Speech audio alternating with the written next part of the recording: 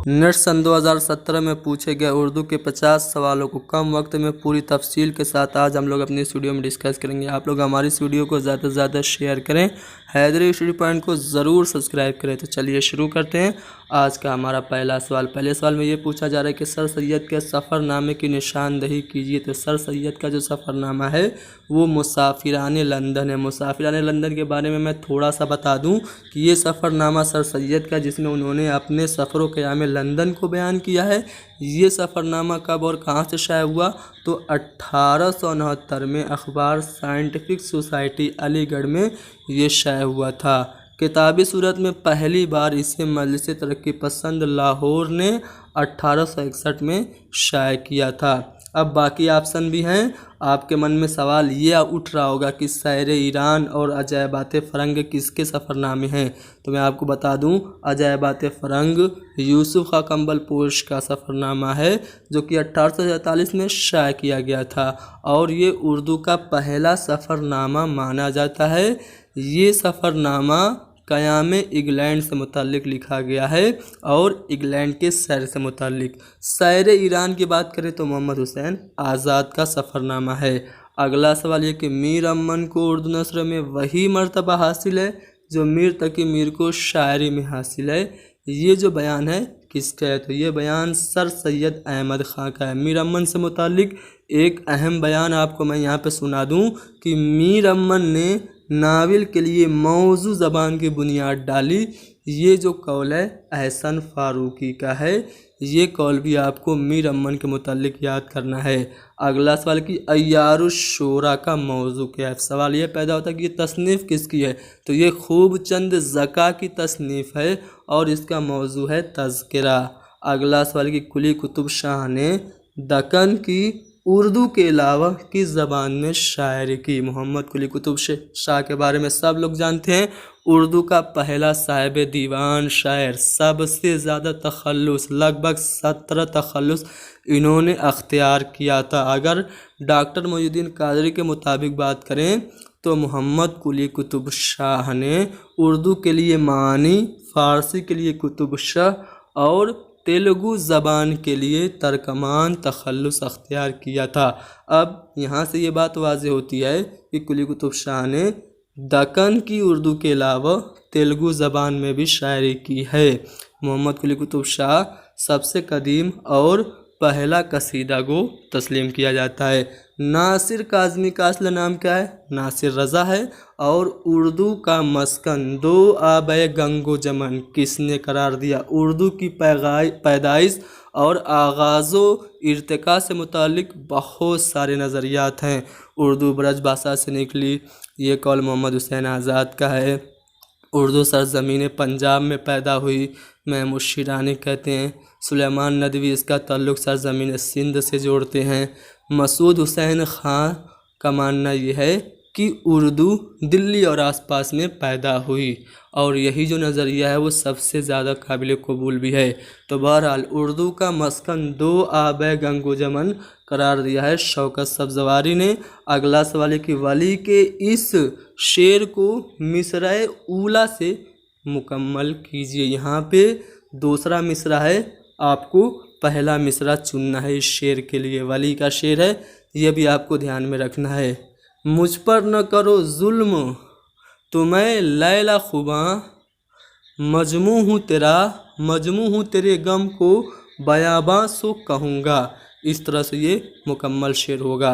अगला सवाल कि उर्दू में हिंदी दोहों की बुनियाद इहाम गोई ने तरक्की की। हिंदी दोहों की बुनियाद पर ही इहाम गोई ने तरक्की की उर्दू में। ये जो कौल है किसका है? तो ये कौल मोहम्मद हुसैन आज़ाद का है। अब इहाम गोई क्या होती है ये भी जान लेते हैं। तो इहाम से मुराद ये है कि शायर पूरे शेर या उसके जुज़ से दो मानी पैदा करता है, यानी शेर में ऐसे जू मानी अल्फाज का इस्तेमाल करता है जिसके दो मानी हों, एक करीब के और दूसरा बईद के। और शायर की मुराद मानिए बईद से हो तो उसे हम इहाम कहेंगे। बाद लोगों का मानना यह है कि संस्कृत में जो श्लेष अलंकार होता है वही क्या है? इहाम है। लेकिन ये बात दुरुस्त नहीं है, क्योंकि श्लेष में एक एक शेर के 3-3 4-4 मानी होते हैं, जबकि ईहाम में ऐसा नहीं होता है। ईहाम में क्या होता है, शायर या तो पूरे शेर से या उसके जुज से 2 मानी पैदा करता है। एक करीब का माना होता है, दूसरा दूर का, और शायर की मुराद दूर के माना से ही होती है। अब ईहाम गो कुछ शोरा हैं, उनका भी नाम मैं यहाँ पे आप लोगों को बता दे रहा हूँ। आबरू हैं, शाकिर नाजी हैं, सरफुद्दीन मजमून हैं, और मुस्तफ़ा ख़ान यकरंग और शाह हातिम। ये जो हैं कुछ ईहाम गो शोरा हैं जिनसे मुताल्लिक़ आपसे सवाल पूछा जा सकता है। अगला सवाल है कि 10 झेल में से किस शायर ने कोई कसीदा नहीं लिखा? ख्वाजा मिर्दद ने कोई कसीदा नहीं लिखा। तुझ मुख की परस्तिश में गई उम्र मेरी सारी, तुझ मुख की परस्तिश में गई उम्र मेरी सारी, इस शेर को आपको क्या करना है, पूरा करना है।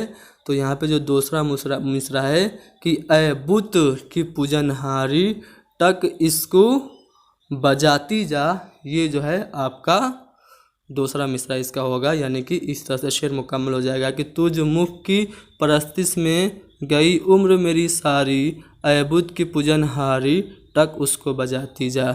अगला सवाल कि सही जोड़े की निशानदही कीजिए। तो यहाँ पे जो रखशंदा है और उससे मुताल्लिक़ जो नाविल है सफ़ीने गम, ये आपका जोड़ा सही हो जाएगा। देखिए यहाँ पे क्या हो रहा है, यहाँ पे आपका किरदार और मुसन्निफ़, इससे आपका किरदार और नाविल, इससे आपका बन रहा है जोड़ा। तो यहाँ पे गौहर मिर्ज़ा आग के दरिया का नहीं है, तलूका शिकस्त का नहीं है, और खूजी इब्नुल वक्त का नहीं है। रखशंदा जो किरदार है सफ़ीने गम का है, तो सही जोड़ा यही हो गया। अगला सवाल ये कि 10 झेल में से कौन सा जुज़ नहवियात से मुताल्लिक़ नहीं है? तो सूरत रुकन जो है नहवियात से मुताल्लिक़ नहीं है, बाकी तरकीब, जुज़, जज़ो मुत्तसिल ये आपका नहवियात से मुताल्लिक़ है। अगला सवाल कि उर्दू में तकाबुली मुताले की इब्तिदा किसने की? तो शिबली नोमानी ने। मुआज़ना अनीसुद्दीन किसने लिखी? शिबली ने लिखी। तो इस तरह से उर्दू में तकाबुली मुताले की बुनियाद या इब्तिदा की है शिबली नोमानी ने। अगला सवाल कि मीर की जो आप बीती है उसका क्या नाम है? तो ज़िक्र मीर, मीर की आप बीती का नाम है। दबीर का पूरा नाम है सलामत अली दबीर, मिर्ज़ा सलामत अली दबीर इनका पूरा नाम है। इनमें से कौन ईहाम गो शोरा नहीं है? ईहाम गो शोरा का नाम मैंने आपको पीछे दिखाया था, आप यहाँ पे देख सकते हैं। आबरू हैं, शाकिर नाजी हैं, सरफुद्दीन मजमून हैं, और यकरंग हैं, और शाह हातिम है। ये हैं आपके ईहाम गो शोरा।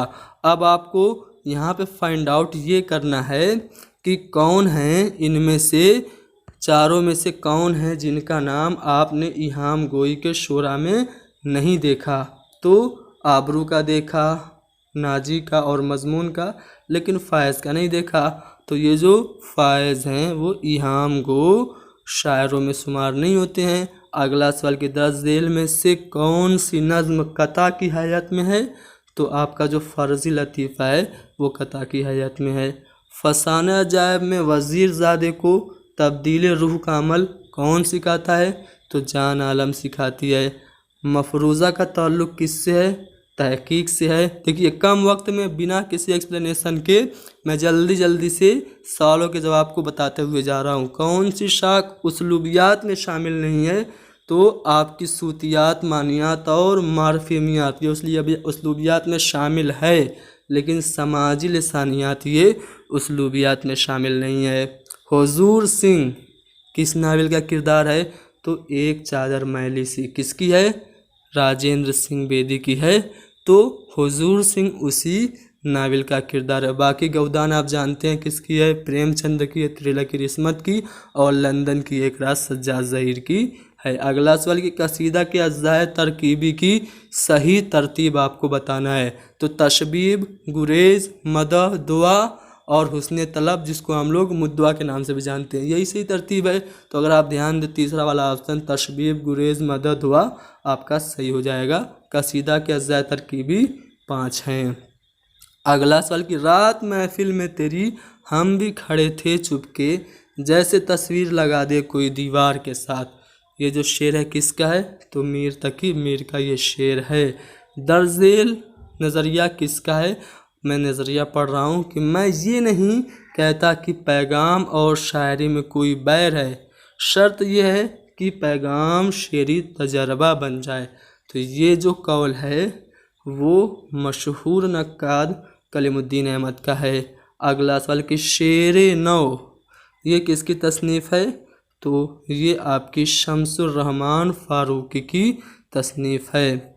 अदब सियासी, मजहबी और अखलाकी मौज़ूआत से मदद लेता रहा है, मगर ये मज़हब का खादिम है, न सियासत का नक़ीब, न अखलाक का नायब। अदब हरजाई है और अदब का हरजाईपन ही इसकी दौलत है। ये मालूमात नहीं तअस्सुरात अता करता है, ये इल्म नहीं इरफान देता, ये नज़रिया नहीं नज़र बख्शता है। ये जो कौल है किसका है आपको बताना है।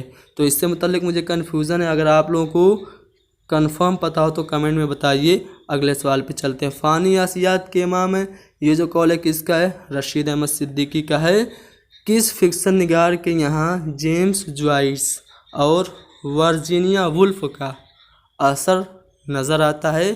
तो कुरतुल ऐन हैदर के यहाँ आपको इन दोनों का, जो कि अंग्रेज़ी के अदीब हैं, जेम्स जॉइस और वर्जीनिया वुल्फ का नज़र आता है असर। तो कुरतुल ऐन हैदर आपका सही जवाब होगा। इंशाअल्लाह खैनशा रानी कैद की कहानी इनकी तसनीफ़ है, मशहूर है। वो इंशाअल्लाह खैनशा का ताल्लुक़ किस दबिस्तान शायरी से है?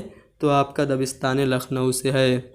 सलीम के इश्क का राज तस्त अज़बाम हो चुका है, ये जुमला ड्रामा अनारकली के बाप सोम के किस मंज़र की इब्तिदा है? तो मंज़र अव्वल यानी पहले मंज़र की है। बार बार उसके दर पे जाता हूँ, हालत अब इज़्तिराब की सी है। इस शेर में आपको बताना है कि मुशब्बहा बे कौन सा लफ्ज़ है? तो जो इज़्तिराब है, जिसकी तरफ निस्बत दी जाती है, जिससे तस्बीह दी जाती है, वो आपका मुशब्बहा बे होता है। तो इसलिए आपका इज़्तिराब की सी हालत है ना, तो इसलिए इज़्तिराब आपका मुशब्बहा बे हो गया। इश्क के मिज़राब से नगमे तारे हयात, इश्क से नूरे हयात, इश्क से नारे हयात। ये शेर इकबाल की किस नज़्म का है? तो मस्जिद कुर्तुबा का है। और देख सकता नहीं हूँ गुल को हर एक खार के साथ, सिराज औरंगाबादी के इस मिसरे ऊला के मिसरे सानी की निशानदही कीजिए। तो आपको बताना है कि इन चारों में से इस शेर का दूसरा मिसरा कौन है? तो पहला जो ऑप्शन है कि अपने हमराह रकीबों को न ला, हाय न ला, देख सकता नहीं मैं गुल को हर एक खार के साथ, अपने हमराह रकीबों को न ला, हाय न ला। ये इस शेर का दूसरा मिसरा है। सबीले हिदायत ये जो है वो किसका मजमुआ है? तो मोहम्मद रफ़ी सौदा का है। फैज़ किसी नज़रिए का शायर नहीं, एहसासात का शायर है। ये कौल किसका है? तो ये कौल नून मीम राशिद का है। सर सैयद की साइंटिफिक सोसाइटी का क़याम कहाँ अमल में आया था? तो गाज़ीपुर में क़याम शुरू में हुआ था, फिर बाद में अलीगढ़ में आ गया था। और अलीगढ़ में मोहम्मडन एंग्लो ओरिएंटल कॉलेज की स्थापना हुई 1875 में, जो कि बाद में अलीगढ़ मुस्लिम यूनिवर्सिटी के नाम से मशहूर हुआ। अगला सवाल है कि चित्रसेन किस मसनवी का किरदार है? गुलजार नसीम का है। बाकी मसनवियों के बारे में आपको पता ही होगा। ज़हर इश्क मिर्ज़ा शौक़ की, ख्वाब ख़याल मिर्ज़ा असर की, दरिया इश्क आपकी मीर की मसनवियाँ हैं। प्रोफेसर मोहम्मद हसन तनकीद के किस दबिस्तान से मुताल्लिक़ थे? तो प्रोफेसर मोहम्मद हसन का जो ताल्लुक़ था वो मार्कसी दबिस्तान तनकीद से था। अगला सवाल कि मिर्ज़ा सलामत अली दबीर कहाँ पे पैदा हुए थे?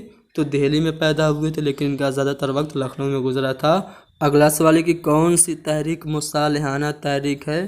तो सर सैयद तहरीक जो है, जो कि अलीगढ़ में हुई थी, ये आपकी मुसालिहाना तहरीक है। अगला सवाल कि लाई हयात आए कज़ा ले चली चले, अपनी खुशी ना आए ना अपनी खुशी चले।